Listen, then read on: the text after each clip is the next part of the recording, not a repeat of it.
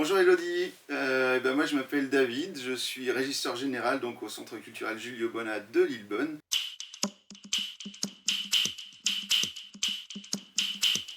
Mon métier ici, ça va être d'accueillir les compagnies, d'étudier leurs fiches techniques, de voir un petit peu les demandes, les besoins, si le spectacle peut rentrer techniquement, s'il n'y a pas des problèmes d'accroche, ce genre de choses, tu vois. Et puis on va essayer d'adapter au maximum les demandes de projecteurs ou de son afin d'éviter des locations et puis d'utiliser notre matériel pour que le spectacle puisse se passer techniquement le mieux possible pour l'artiste, pour nous et le public.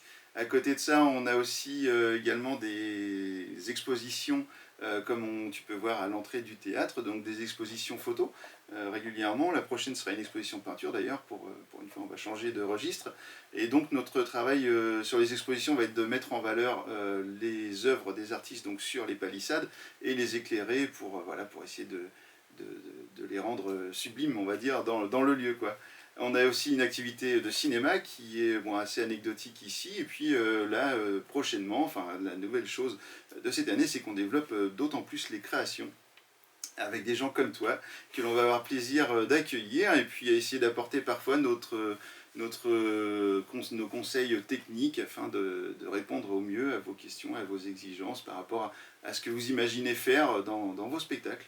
Voilà, c'est ça mon métier en fait. Les spectateurs qui sont devant nous, devant la régie, ne voient pas ce qu'on fait. Donc pour le coup, eux, ils voient rien. Ceux qui sont derrière nous ont forcément dans leur axe de vue.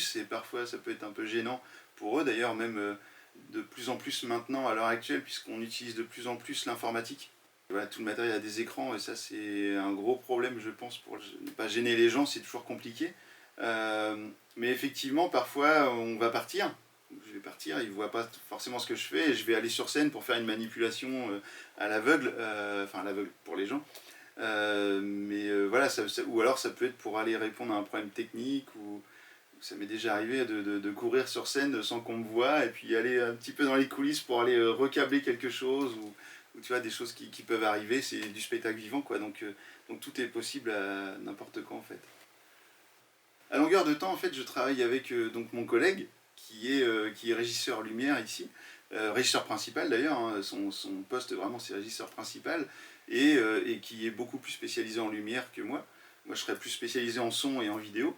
Et puis en fait tout au long de l'année on travaille avec des personnes qui sont des intermittents du spectacle que l'on embauche selon le travail à faire. On va embaucher des gens spécialisés en lumière, en son, en plateau pour répondre aux besoins humains des spectacles parce qu'évidemment à deux c'est pas toujours évident de remplir tous les postes. Donc voilà, on essaye d'obtenir comme ça des personnels intermittents qui viennent en soutien.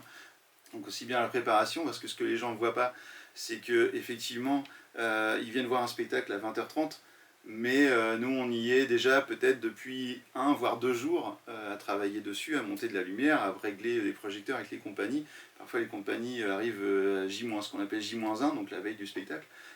Bien souvent c'est pour du théâtre ou de la danse qui demande beaucoup plus de temps qu'un concert, parce qu'un concert on va l'avoir le matin où les gens vont arriver en milieu de matinée pour le soir, mais souvent le spectacle et la danse c'est beaucoup plus long, beaucoup plus de travail et du coup ça demande aussi plus de personnel et voilà, de temps de travail sur place. Et ce que les gens ne voient pas, c'est que ils viennent voir un spectacle à 20h30 et dans le cadre d'un festival de fin d'année comme on peut faire ou quoi, le lendemain il y a un autre spectacle mais en fait tout a changé. Ils pensent que ça peut être la même chose mais en fait non, tout a changé. Il y a eu une équipe qui a pu travailler toute la nuit pour changer les choses et voilà, ça c'est le côté magique du spectacle. Eh ben, écoute, ce qui me plaît le plus dans mon métier, c'est peut-être, tu vois, des moments comme celui-là où en fait je rencontre des gens en fait. Je rencontre quelqu'un que je connaissais pas et puis tu passes un bon moment, tu vas apprendre à découvrir la personne, tu vas travailler avec pendant peut-être une journée ou deux et puis cette personne s'en va et puis parfois tu es un peu triste. C'est vrai, hein, il y a des fois tu es un petit peu triste, tu as presque envie comme une fin de colo de demander le numéro de téléphone pour qu'on puisse rester en contact.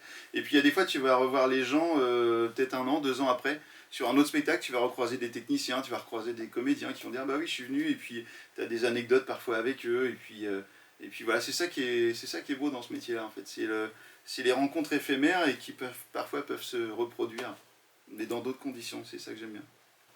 Après la partie la plus intéressante, effectivement celle que j'aime le plus, lorsque je fais le son, on a la chance que les artistes viennent sans personne. Du coup, c'est nous qui faisons la technique. Donc là, quand j'ai l'occasion de faire le son sur un spectacle, je suis heureux. Tu vois, je suis comme un gamin avec ma console, avec mes boutons, et puis je fais... Ouais, c'est chouette.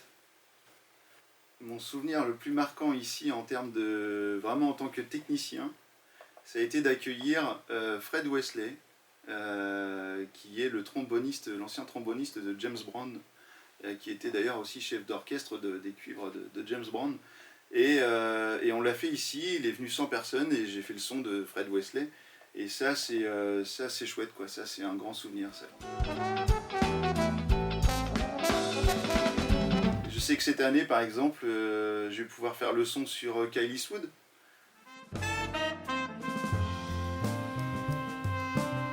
Il y a plusieurs personnes comme ça cette année qui viennent sans régisseur son. Yves Jamais aussi. Donc voilà, ça va être super. Ça va être très très chouette.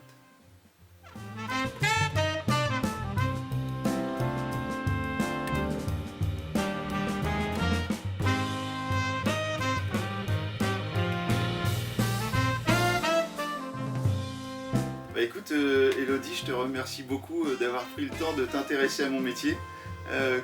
Voilà, d'échanger avec toi là-dessus, et ça a été un moment très agréable, donc voilà, plein de bisous.